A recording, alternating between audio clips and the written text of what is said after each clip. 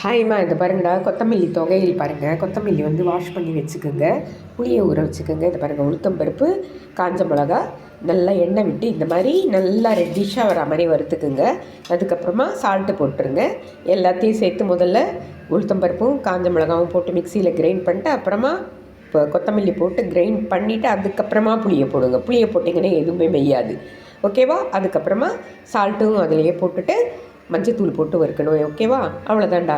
இதை எடுத்து அப்படியே வந்து நம்ம தொக்கு மாதிரி பண்ணி வச்சிட்டோம்னு வச்சுக்கோங்களேன். பாட்டில் அடைச்சி வச்சிட்டோன்னா நம்ம வந்து தயிர் சாதத்துக்கு தொட்டுக்கலாம், தோசைக்கு தொட்டுக்கலாம், இட்லிக்கு தொட்டுக்கலாம், சாம்பார் சாதத்துக்கு தொட்டுக்கலாம், சாப்பாட்லேயும் போட்டு கலந்து சாப்பிட்லாம். அவ்வளோ அருமையாக இருக்கும், உடம்புக்கு ரொம்ப ஹெல்த்தியானது, ஓகேவா? கொத்தமல்லி துவையல். ஓகே, லைக் பண்ணுங்கள், ஷேர் பண்ணுங்கள், சப்ஸ்கிரைப் பண்ணுங்கள், கற்றுக்குங்க.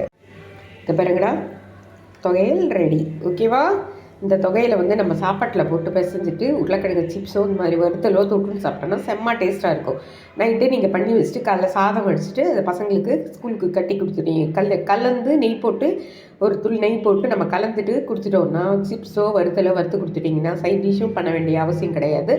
பசங்களுக்கு வந்து கொத்தமல்லி சாப்பிட்டோம்னா ரொம்ப ஸ்ட்ரென்த்தாக இருக்கும், நல்லாவும் இருக்கும் ஃபுட்டு, ஓகேவா? டிஃப்ரெண்ட்டாக இருக்கும். டெய்லி இந்த சாம்பார் இந்த பிரிஞ்சி சாதம் பண்ணி கொடுக்காதீங்க, இது மாதிரி ஹெல்த்தாக இருக்கிறத பண்ணி கொடுங்க. லைக் பண்ணுங்கள், ஷேர் பண்ணுங்கள், கற்றுக்குங்க. தேங்க்யூ. கொத்தமல்லி தொகையல்.